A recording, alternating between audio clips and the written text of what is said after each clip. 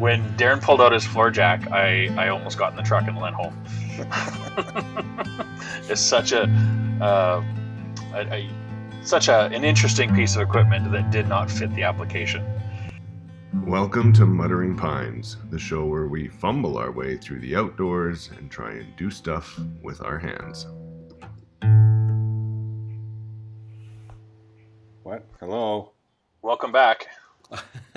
So if you laugh now, you're not going to hurt yourself? No, I can laugh again. It's wonderful to have joy back in my life, fellas.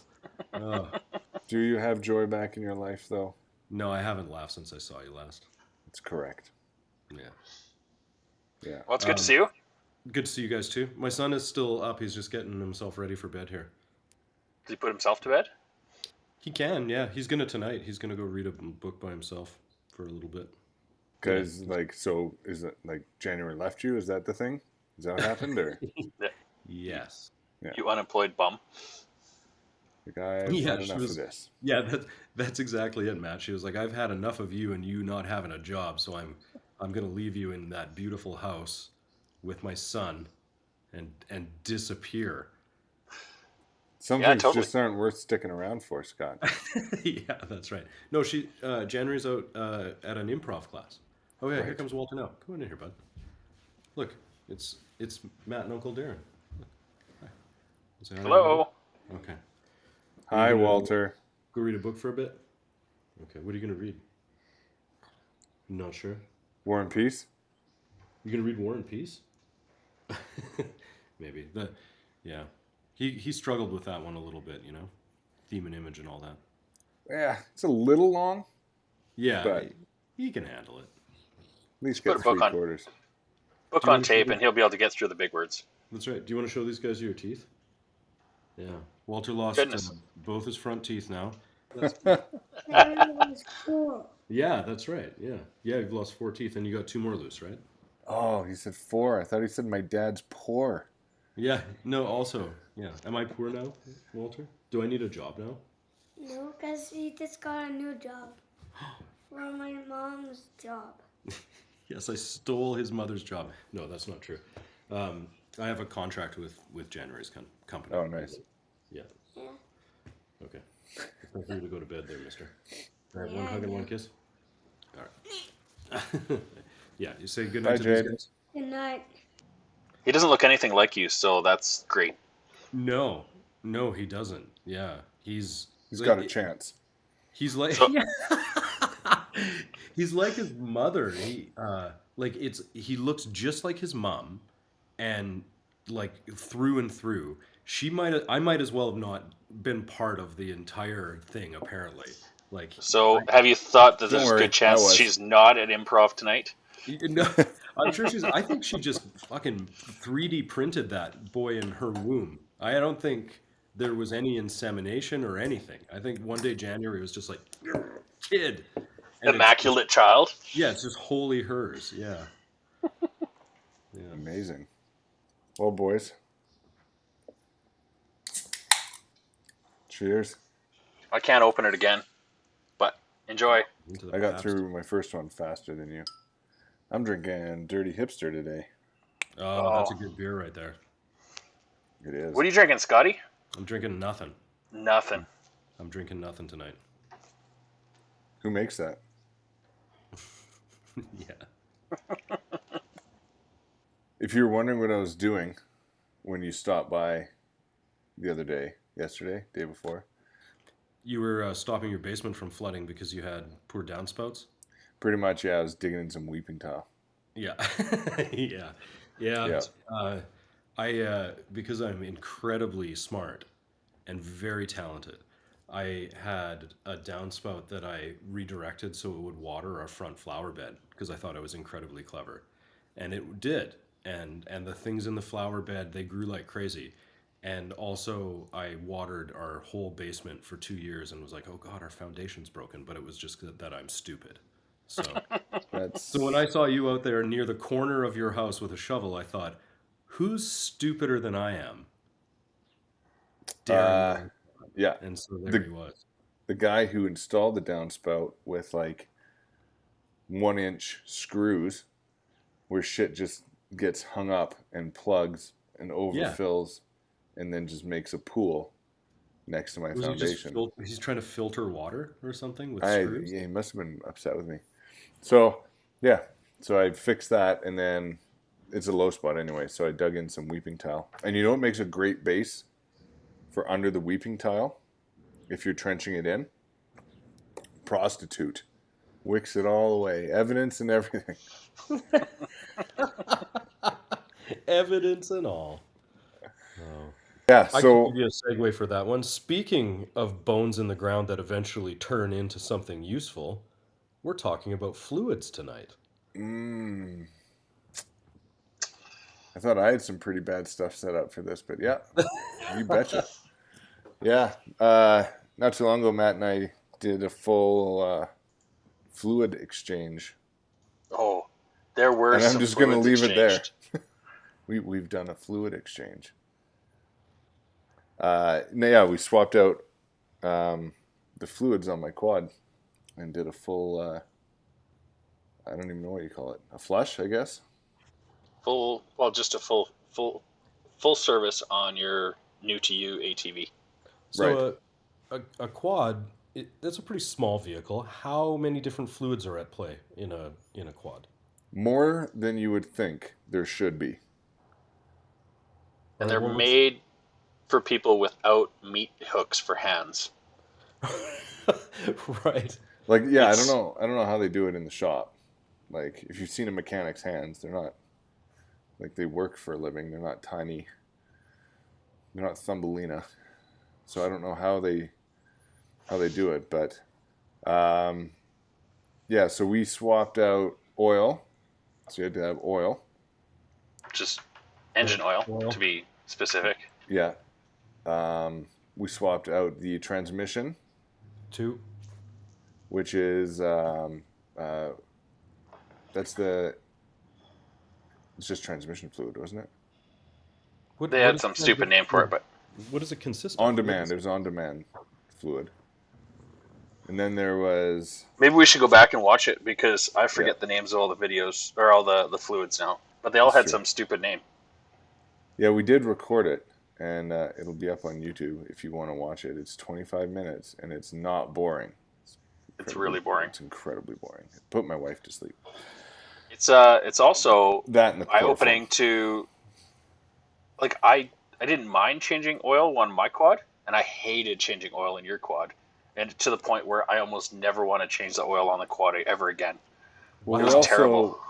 It was terrible. We also didn't do it well. Like, we weren't incredibly prepared. But, so there's transmission fluid, and then there's rear differential. Okay. That's totally different than transmission fluid. Yeah. Yeah. And on a Polaris, it's totally different than the front differential. What? Because the front differential needs to be special oil. Thank you. So there's 4 fluids plus grease. Oh. So wait, what are we up to now? We got engine oil, transmission fluid, rear diff, front diff, and then grease on top of all of that. Yeah. And we slapped a new air filter in there as well. 6 plus an air filter. And I think by the time we were done, that service cost probably about $300 with oil and an air filter. Yeah, I think so. It was terrible. And you got to have like a grease gun. And then there's an attachment we didn't have, which was sweet, for those bottles. Like there's an angle drive, I think, goes in the front diff. Nope, rear diff. We'll have to watch it again. Whatever. You had to put oil in it. Anyway, they all have the same lid, but you can get one with a nipple and a hose to make it a lot easier. We didn't have that. So we used like a giant syringe with a tube with a used a fucking turkey baster, didn't you? A cut-up Bic ballpoint pen to fit into the hole. Yeah. It was so cockamamie, it was stupid. What's more cockamamie than the turkey baster was your floor jack. So you're also going to need a floor jack. Was it that? Was Matt Yeah. the floor jack? Yeah, we're just benching it the whole time. No, when Darren pulled out his floor jack, I almost got in the truck and went home. It's such uh, an interesting piece of equipment that did not fit the application. So Well, I think probably when I bought it, I was at Princess Auto. And it was like, yeah, it's an automotive floor jack. And I was like, this is what I need. And this was years and years ago. Turns out, it is not what you need. nope. Like, I think it's probably good for changing a tire. So what kind of jack is this? Oh, it's just the only problem with it is it's small, so it doesn't lift up really high. And because on it's such a high clearance on the ATV, right, and you got to gotta put lift a it block from of the wood center. under it or something. Yeah. Well, we propped under it. We used, what did we go through? We went through 2 different stumps, bunch of 2x4s, and finally, it was just like 2x4s stacked in like the world's worst game of Jenga. Right. The most dangerous game of Jenga ever played. I'm very shocked that at one point it didn't go. What did we say last time? It didn't go dick over lips on us. You should have called me when you realized that we have a full size floor jack here. Huh. Yeah, doing change. Hey, do you also have Torx head bits? Oh yeah. So there's one size of Torx head. I think it was a 40, and that is the exact size that I lost. Yeah. It's somewhere up at the property. I was using it to fix the 700. I think I was. I remember. I was helping you when you had that tool because you had it in a plastic bag, and you were like, "I need this because for some reason they decided to use the same screws on this that they use on a MacBook." I think was your joke. That you made of it is a Torx. Yeah. So that's gone. Yeah, of course it is. You're a fool. So we borrowed one from Alan Dear before he departed died. Alan. Oh, Before he died. inherited from Alan's estate. Yeah. One Torx 40. I returned it to him to have put in the plot. Screw back on his nameplate. Screw the nameplate back onto his headstone.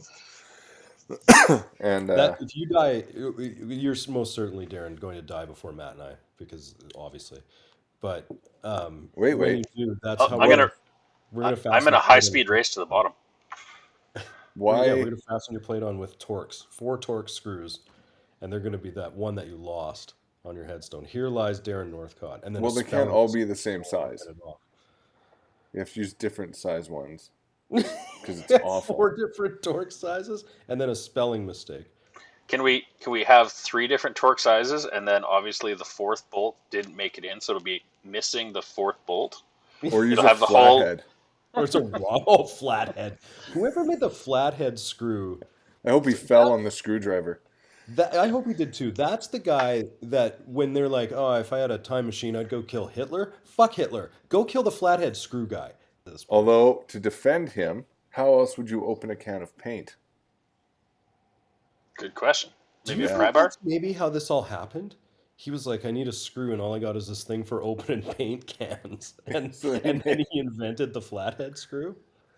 So here's how you, not to get too far off topic, but here's how, in my mind, you can tell if you have a Canadian man or woman who has done anything to do with building or like maintenance or home construction or DIY or anything.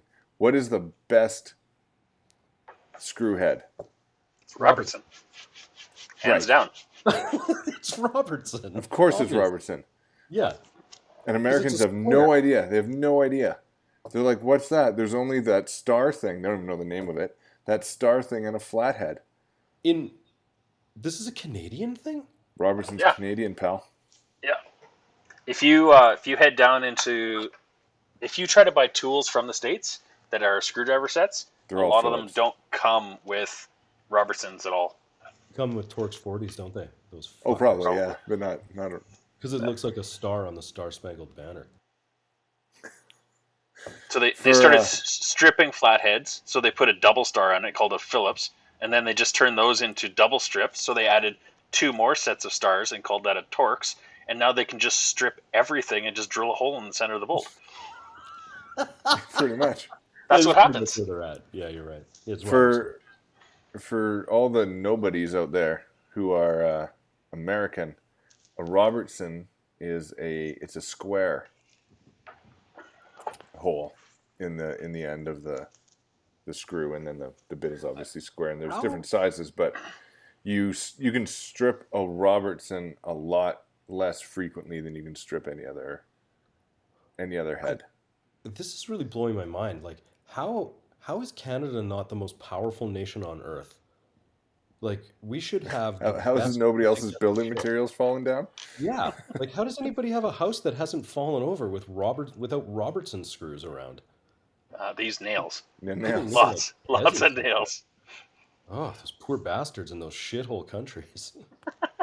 Another thing that blows my mind, because it's basically like damn near stripped already, is the Allen key.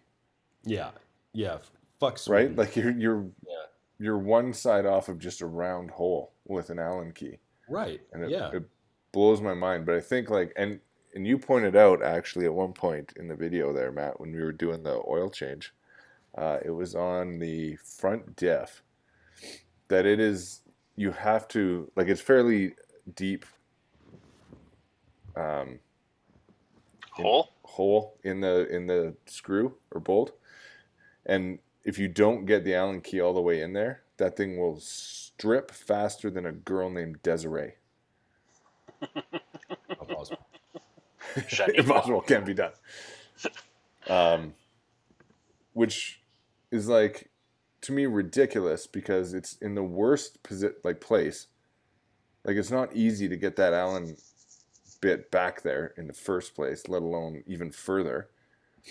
And then if you were to strip that, you're fucked. You're fucked. Yeah. So when I went to change the oil in my front diff, somebody had stripped the first little bit of the plug, and I eventually got it out, but I had to buy a new plug. If that hadn't happened, I was absolutely hooped, because I had made the mistake of draining the differential first. So I used the drain plug; it came off no problem. But then the fill plug is the one that was stripped out, so I almost couldn't put oil back in it. Oh no! It was, yeah. So I bought a new plug for $40, a chunk of steel I couldn't find anywhere. So I had to buy it from Polaris for $40. Piss me off. It's a plug with an O-ring on it. Wow. Yeah, that's Fuck you, Polaris. Fuck you, Polaris. Unless you need people to test drive. Right. Yeah.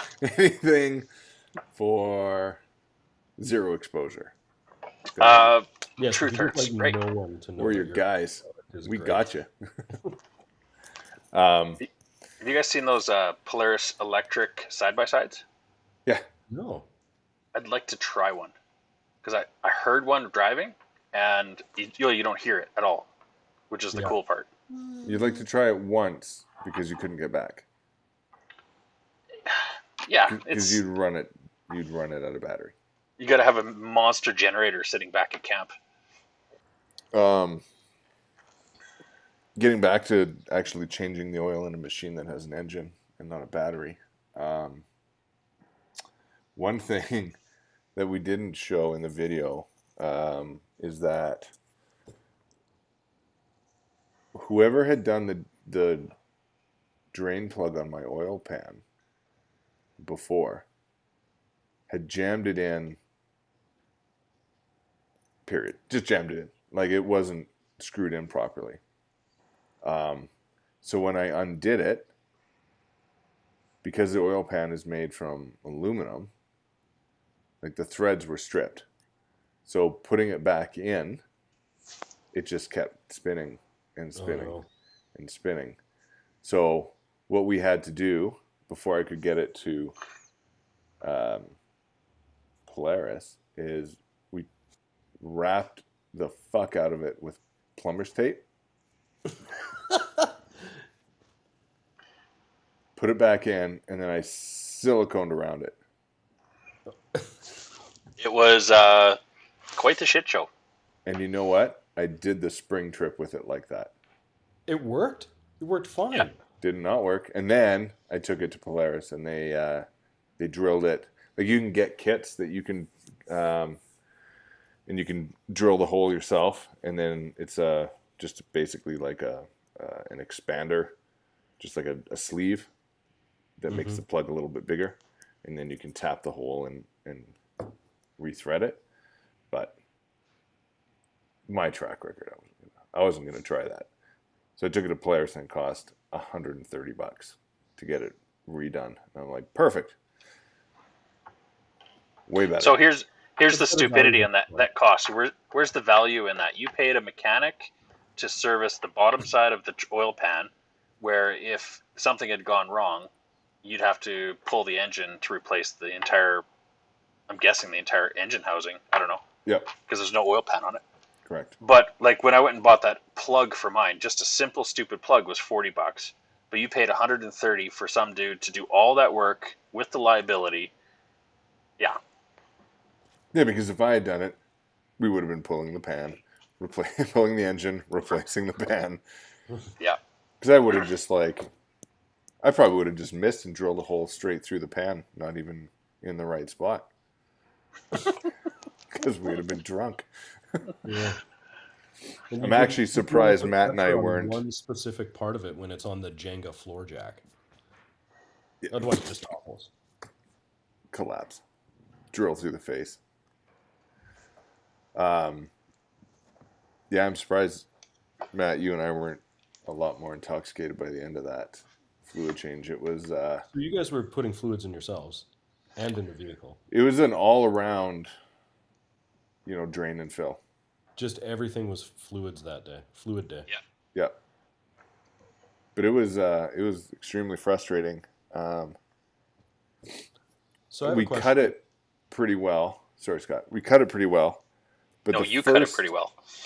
40 minutes was a waste because we did it between fucking around getting the jack to work. We finally got it to work. And then the first thing you have to do is remove the skid plate. So we took the wheels off and everything.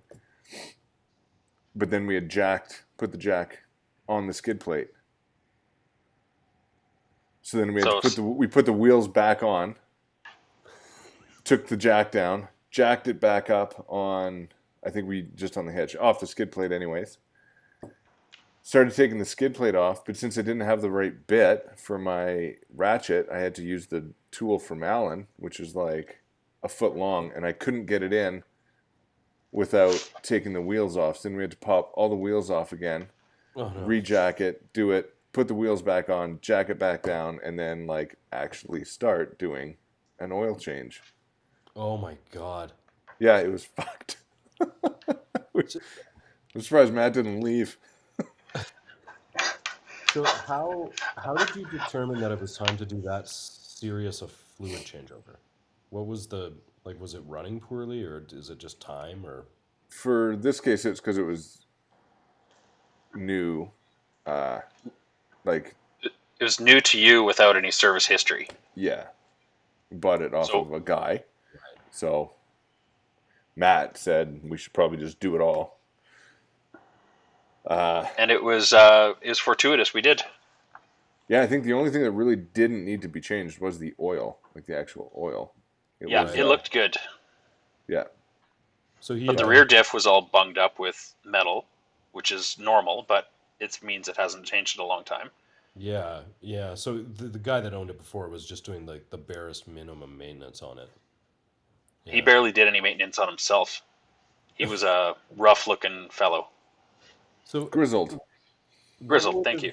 What would it have cost to take it to Polaris and just have them do the complete fluid change? Now, going back to the fact that I never want to do another oil change because it was such a wonderful experience, I actually do want to look into that because it just sucked. Well, Especially doing it at Darren's place. Go get a proper jack. Okay. Fucking jack. We didn't do the brakes. I took it into Polaris to do the brakes, just because I had to get them to do that oil plug anyway. And I said just slap brakes on there while you're in there. And brakes and drilling out, like replacing that oil plug, was $500. So I imagine doing all your fluids, like a full maintenance, would probably be at least that. Mm-hmm. Because I'm seeing like full maintenance kits. I'm just searching them online right now. Full maintenance kits for quads, like brings like all the fluids we just talked about, are almost $400 for the kit of fluids themselves. And so if you follow that 3 times rule of thumb, yeah, it'd probably be $1,000 or $1,200 to So get the that kit completely. you can buy that has all the oil you need is actually $90. Yeah. It's $90. So you're buying kits off Amazon because people are trying to screw you. But Oh if no, you these are Polaris kits. They're yeah like from Polaris. Yeah. yeah, yeah, so the oil kit from Polaris is $90 for a full oil change on the machine. that includes But your angle drive and your demand drive fluid, and yeah. Yeah. Oh, and These then ones you are got to cheap. go plus oil, plus the engine oil, which was $70, right. and then the air filter was $70. Yeah. So this Plus, has air oh no, filter that came with and it grease has though. grease. Yeah, this kit I was talking about, it comes with grease too. Oh shit. Anyway, yeah. Would you pay $1,000 to do it, Darren, next time? No, Absolutely not. no. What would you pay to do it? Whatever it costs to buy the shit again, I would just do it. Yeah. You just like doing it? Yeah, like it was frustrating. It's frustrating because it's a lot of time on the ground and my knees are old. Um, but I enjoy doing that stuff. So But now that you know how to do it, it now that I wouldn't be know how as to do it, yeah, like now that we've done it and I know, like, yeah, Proper there's some, tools would be everything. yeah, I would make sure I have all the proper tools. There's a few grease points when you get to the grease that are just like, they're a 2-man job Yeah. in the front there. Like, because you can only access them from the opposite side. So, like, I'm sure you can do it on your own, Matt. You've done it, I'm sure. But Nope, nope, 2 men. there you go. Okay, then 2 men. So, I mean, you get to hang out in the garage, work on a quad, and drink beer. Yeah. And look at your garage behind you. It's bitching. Oh yeah, you're not doing it in here though. You're doing it in the shitty part where you park the cars. I don't think you have to press that shitty. You know, I'd love to talk to a Polaris tech and find out how they grease the front end of those quads. Because, like, you're not going to have 2 full-time technicians just to hook a grease fitting up. Maybe our only listeners at Polaris Tech. Yeah. And I've just told them off so many times. You might have to go back and edit all that out. I'm going to go out on a limb and say the average Polaris tech is probably pretty used to getting told off by now. Yeah, like it's not cheap to do anything, but I don't know. Well, and I by the think sounds of the rigmarole you have to go through to get to any one thing you might want to change the fluid for, I'm sure they hear about that a lot too. well, the transmission's actually quite easy. I think, if I remember correctly, the transmission's not bad. The rear diff's pretty easy. The front's meh. The front And diff was super simple because it actually had a proper drain plug right out the bottom. yeah, and then the greasing is the hard part. The fluids aren't bad once you get your skid plate off, which is like, I think Matt, you said you don't have to take it off, but it just fills with oil because Yeah. the transmission drains directly onto the skid plate. Yeah. When you pull the drain plug, it just pisses onto your skid plate. And it does that anyway because you've got 2 layers, right? Like you've got your metal skid plate that's attached, like part of the frame, and then you've got the plastic skid plate underneath to protect your oil pan and all that shit, and it just drains onto the metal. So I want to say when I did my transmission, when I pulled my skid plate, I dumped it right into a bucket. It didn't dump into the subframe of the quad. So yours must be slightly different Interesting. because you have a newer one. Yeah, maybe. Huh. I never thought of that. Because Did you I have to degrease never the did stuff yours. that you needed to add grease to? Like, did you have to pull it apart, clean it, put it back in, and then repack? No, there's nipples. Just nipples adding grease? Yeah. Now, the one like mine had never fucking been greased, I don't think. It took so much grease. It was unreal. It was crazy. Yeah. I can tell you right now, the 700 I have up at the property has never been greased. But it's okay because most of those parts have been replaced. So I was going to say, but like, it's burst open so many times. It obviously runs without grease. It's fine. It runs without oil too. and transmission fluid And sometimes a and wheel. carburetor. Yeah. Matt, how often would you say you should do a full swap compared to just oil? So for me, I do my engine oil once a year in the fall before our fall trip, because that's usually when we're hardest on it. And but the whole, like, Because every of the oil drinking. swap, this all the stupid decisions. I don't know. I wouldn't do it any. Well, we don't ride that much, but 3 or 4 years. For 3 a years at least. full swap. Yeah, like, Yeah. I guess it mainly depends on how many hours you're going to put on, or miles, or whatever. And that manual, it said, I don't remember what it was, but some of the numbers were quite high for how many hours you can go. It's not like 500 hours, but it's like, what, 50 hours or something? Yeah. And then you were also saying the front diff, that's the fluid they use for the downhill descent control, if Yes. you have that on your vehicle. Yeah. And the manual says if you use downhill descent control once, Change the oil. change the oil. No. Wow. So I was pretty confident I read that in my manual, but then when I read your manual, it did not say that. So I'm wondering if I was huffing glue at the time. But that's basically what the gist of it on mine is what. So I refuse to use it because I'm just like, if I use it, obviously it's wrecking something. If they're telling you to change the oil as soon as you think about using it, it's probably a bad idea. Matt, you Like refuse to recipes use that are it like, because you first don't. Make sure you have an extinguisher handy. You're like, hey, wait a second. Matt, you refuse to use it because you refuse to go downhill slow. That's the real reason. Yeah. I also You're refuse to go uphill slow and side hills slow. Your descent control is the throttle, fully depressed. Now, you were saying, Matt, with a Honda, it's different. Yeah, because Hondas are awesome. They don't ever break down, so you don't ever worry about changing the oil. They just go forever. And that's the end of the story. No, so you just don't have to do maintenance on a Honda. Yeah. Maybe you do, but It's like squirt water into a couple of bits of it every so often. they just don't seem to have any issues, so Yeah. I don't know. Probably I should change the oil in my other Honda, but it just doesn't seem to give up any problems, so. That's why the Polaris guys don't come on the show. It isn't Yeah. because nobody's listening. It's because every time we talk about quads, there's a spot where we go, so Matt, what about the Honda? And Matt's like, I don't know. I've never had to look at a Honda for any reason ever because it just runs no matter what.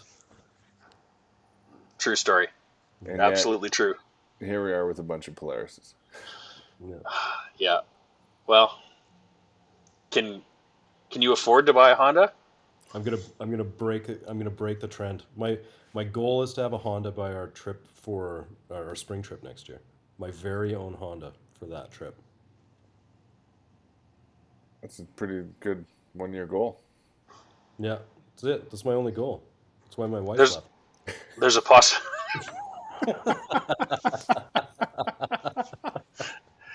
There's a possibility if you ordered today, you might have something by spring.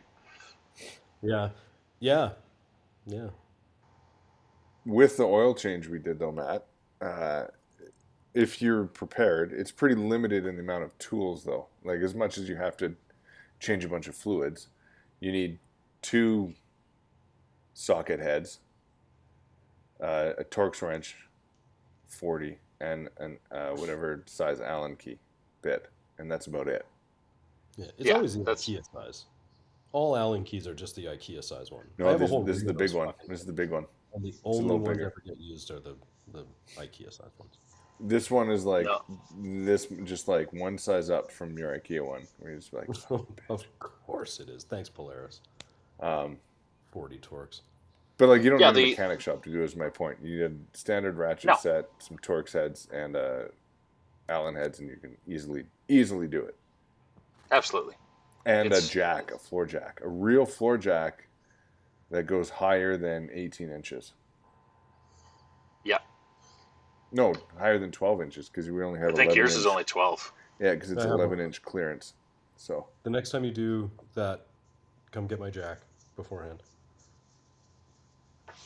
Okay. I mean, we won't, but yeah, thank you. Because you're never doing it again. You just we won't. We don't learn. Because it'll be the last minute when we decide that we need to do an oil change, and like, oh, Scott's sleeping. Yeah. Rummaging around in my garage in the middle of the night.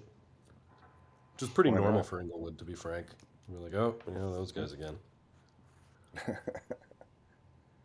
So, yeah, like I said, we recorded it. It's on YouTube. You can watch it. It's not informative.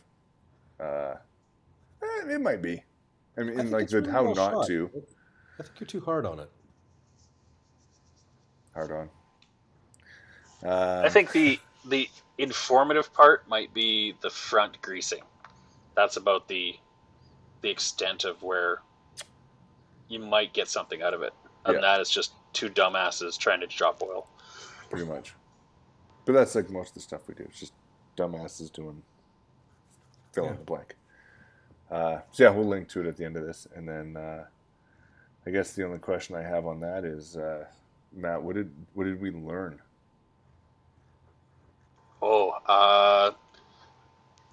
Wait, how many times was it? How many turns past tight is tight? 37 turns past tight. Is just tight. That's how you get Polaris to put a new drain plug in for you. Yeah.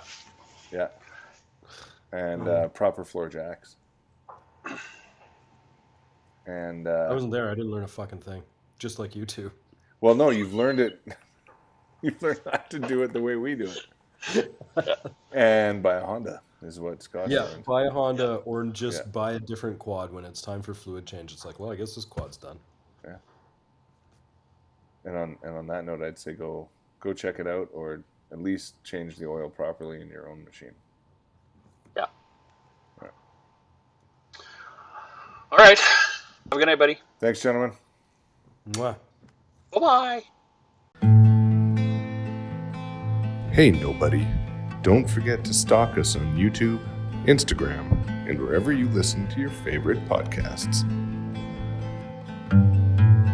The information and opinions within this broadcast are those solely of 3 guys who barely know how to tie their shoes, let alone do anything functional in the real world.